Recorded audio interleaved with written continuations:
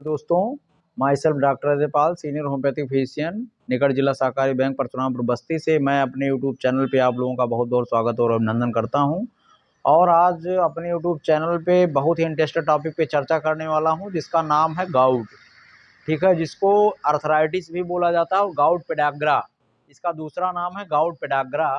और बहुत ही common type की बीमारियां हैं जो बच्चों में देखने को नहीं मिलती हैं और बालक बालिकाओं को नहीं होती हैं, और 30 वर्ष के उम्र के नीचे भी प्रायः ये नहीं होती हैं। 30 प्लस का ये प्रॉब्लम है, ये हेल्थ कंडीशन है। 30 प्लस वाले एज वालों को ये होता है अक्सर। तो उसमें गाउट में इसके क्या लक्षण हैं, गाउट का कैसे कैसे क्या होता है, क्या कारण होता है, किस वजह से होता है, और इसके क्या लक्षण हैं, क्या कारण है, क्या साइन एंड सिम्टम्स है, जिसकी वजह से आप अपने आप को ये देख कर जान पाएंगे किसी को कि वो पेशेंट गाउट का ही है। ठीक है। और सबसे पहले ये होता क्यों है?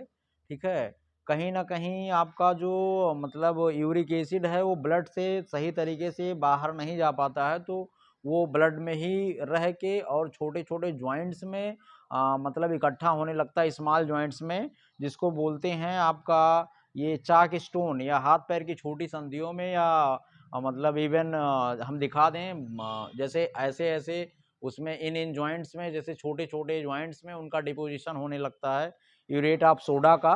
तो उसका वो एक प्रकार का साल्ट होता है urate of soda. Uric acid diathesis वालों को ये सारी चीज़ें होती हैं, जो आपके यूरिनरी आउटपुट में यूरिक एसिड का प्रॉपर जो एक्स्ट्रा ऑर्डिनरी मटेरियल है यूरिक एसिड, जो किडनी द्वारा निकलता है, वो पेशाब के रास्ते बाहर नहीं जा पाता, पर न न कुछ हद तक काफ़ी कम मात्रा में जाता है और कुछ हद तक ब्लड में रुक जाता है।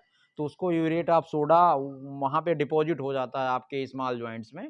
ठीक है, स्मॉल जॉइंट्स में यूरेट ऑफ सोडा डिपॉजिट हो जाता है, जिसकी वजह से वहाँ पे उन गठानों में स्वेलिंग आ जाती है इन गाँठों में, और पेन होने लगता है।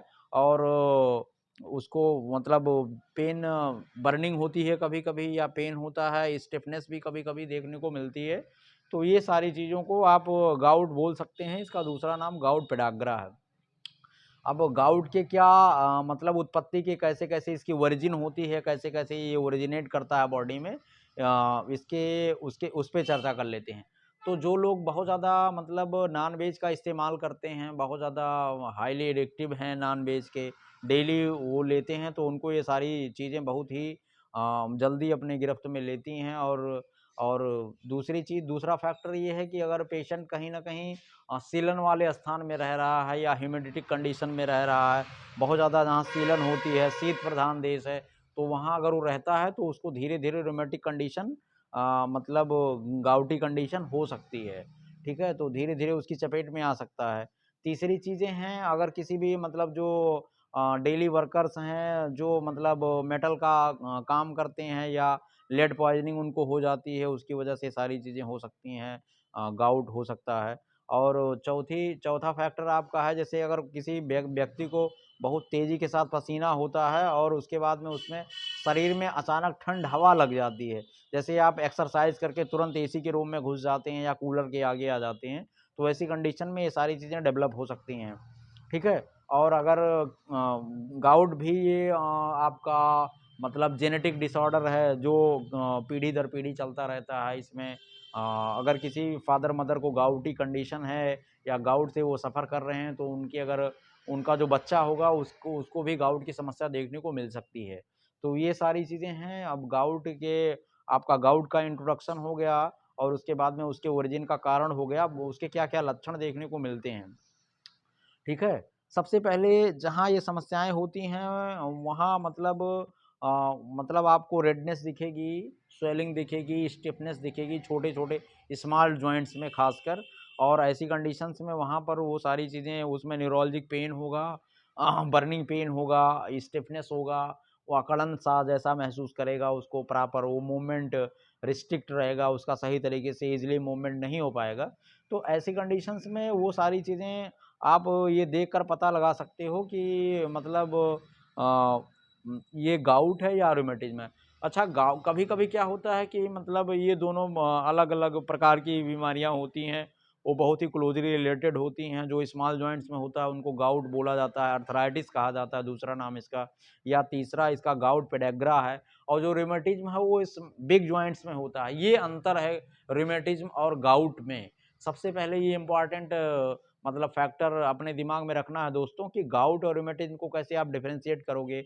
गाउट हमेशा स्मॉल जॉइंट्स में होता है और रिमेटिज्म हमेशा बिग जॉइंट्स में होता है, जैसे knee joint, shoulder joints, ankle joints, इसमें होता है। और गाउट हमेशा स्मॉल जॉइंट्स में होगा, जो बॉडी की एंडिंग पार्ट्स हैं, पैरों की उंगलियों में हो सकता है, हाथ की उंगलियों में हो सकता है। तो ये सारी चीज़ें गाउट की कंडीशन में कंसीडर की जाती हैं। ठीक है। अब बहुत ही होता है, बहुत कंडीशन होती है, तो इसमें क्या-क्या जैसे मतलब क्या-क्या अगर कोई इससे सफ़र कर रहा है तो कौन-कौन सी चीज़ें लेनी है, कौन-कौन सी चीज़ें नहीं लेनी है, ठीक है? तो इसके बारे में भी कुछ चर्चा कर लेते हैं, जिससे जो इस टाइप के पेशेंट हैं उनको काफ़ी हद तक मतलब काफ़ी हद तक उनको रोचक जानकारी मिल सके कि गाउट में क्या-क्या लेना चाहिए, ठीक है? सबसे पहले तो उनको अर्ली मॉर्निंग में उनको गुनगुना पानी लेना चाहिए। सबसे पहले ये सारी चीज़ें कम से कम आधा लीटर या 1 लीटर पानी लेना चाहिए और प्रथम अवस्था में गर्म पानी ही लेना चाहिए। तो जिससे आपको ये सारी चीज़ें आसानी से मतलब जो उसका बॉडी का टॉक्सिक सब्सटेंस है वो यूरिन के रास्ते शरीर से बाहर निकलता रहे और यूरिक एसिड आपके शरीर से बाहर जाता रहे, तो ऐसी कंडीशंस में वो सारी चीज़ें देखने को मिल सकती हैं। ठीक है? और हाँ, ऐसी कंडीशन में क्या नहीं लेना चाहिए, ठीक है? क्या नहीं लेना चाहिए, इसमें ये सारी चीज़ें आप अच्छी तरीके से देखिए। इसमें हाईली प्रोटीन डाइट नहीं लेना चाहिए, ठीक है? ऐसी कंडीशंस में हाईली प्रोटीन डाइट नहीं लेना चाहिए और ये पान और सुपारी और गुटखे का प्रयोग नहीं करना चाहिए, अल्कोहल का इस्तेमाल नहीं करना चाहिए, ठीक है? जैसे और ऐसे ऐसी चीज़ें लीजिए जिससे हम किसी भी प्रकार के आँतों पे कोई मतलब प्रॉब्लम ना हो। जैसे कोई आदमी कॉन्स्टिपेशन से सफ़र कर रहा है, तो उसका पेट कम से कम ईज़िली उसका जो इवैक्यूएशन है प्रॉपर होना चाहिए, ठीक है? तो ये सारी चीज़ें हैं, कहीं न कहीं बहुत सारी चीज़ें हैं वो बॉडी में रुक-रुक के दूसरे रूम में उभर के सामने आती हैं, तो वहाँ पर एक दूसरे बीमारियों से एक पर्टिकुलर बीमारी को एक दूसरे बीमारियों से कैसे डिफरेंशिएट किया जाता है, ये सबसे पहले पता करना ज़रूरी है कि मतलब कैसे इवैल्यूएशन किया जाता है बीमारियों का। उसके बाद में अगर आप मतलब सबसे बड़ा फैक्टर ये है किसी भी पैथ का, अगर आप उसके काज़ेशन का पता लगा ले गए तो 50% बीमारियाँ वहीं आप सॉर्ट आउट कर ले जाते हैं। वहीं आप उसकी चिकित्सा 50% वहीं कर देते हैं और 50% में क्या होता है, जैसे आप बीमारी समझ गए तो उसके बाद में मेडिकेशन करेंगे, रॉन्ग मेडिकेशन नहीं करेंगे, राइट मेडिकेशन करेंगे तो उसको ठीक ही होना है। तो ऐसी कंडीशन में क्या-क्या इसके क्या-क्या मतलब मेडिकेशन हैं और होम्योपैथ पॉइंट ऑफ व्यू से कौन-कौन सी मेडिसिन्स हैं जिसको लेने से आपका गाउट बहुत ही कम समय में और मिरेकुलस कंडीशन में आपके बॉडी से हट सकता है और आप उससे प्रॉपर मतलब परमानेंट क्योर हो सकते हैं ऐसी कंडीशन में। तो अगर एक्यूट इन्फ्लेमेटरी कंडीशन है गाउट की तो आप जैसे एक्यूट मेडिसिन नहीं लेंगे, तो उसमें एकोनाइट है, आर्निका है, आपका आर्सेनिक है, ब्रायनिया है, कैलकेरिया है, रस्टॉक्स है, सल्फर है और सेवाइना है, स्टीलेरिया मेडिका बहुत ही एक्सीलेंट रेमेडी है होम्योपैथ में और इसको लेने से ये मोस्टली स्टीलेरिया मीडिया ये मदर टिंचर में दी जाती है। तो इसको लेने से आपके गाउट की कंडीशन काफ़ी हद तक बॉडी से ख़त्म होती रहती हैं। अगर आप उसको जैसे मतलब एक्यूट कंडीशन में है तो कम से कम 15-20 दिन लेने के बाद में आपको पता चल जाएगा कि हमारे गाउट की क्या पोजीशन है। तो और मतलब उसको एक्यूट कंडीशन की अलग मेडिकेशन है और क्रोनिक कंडीशन की अलग मेडिकेशन है और अगर बहुत ज़्यादा मतलब दिन से पीड़ित हैं गाउट से या आर्थराइटिस से, तो उनको पुरानी समस्या अगर रहती है, तो उसमें बहुत सारी मेडिसिन्स हैं जो उनका लेना आपके लिए हितकर रहेगा। उसमें अमोनियम फ़ास है, फास्फोरस है, कैलकेरिया कार्ब है, कास्टिकम है, एक्टिया रेसिमोसा है, कोलोसिंथ है, ग्वाइकम है, आयोडम है, लाइकोपोडियम है, मैग्नम है, नेट्रम म्यूर है, सेवाइना है, रूफा है, फार्मिका रूफा जिसका नाम है, साइलेसिया सल्फर और ऐसी कंडीशन में एक्टिया रेसिमोसा है, कुलचिकम है। उन सारी मेडिसिन्स को भी आप दे सकते हो according to sign and symptoms.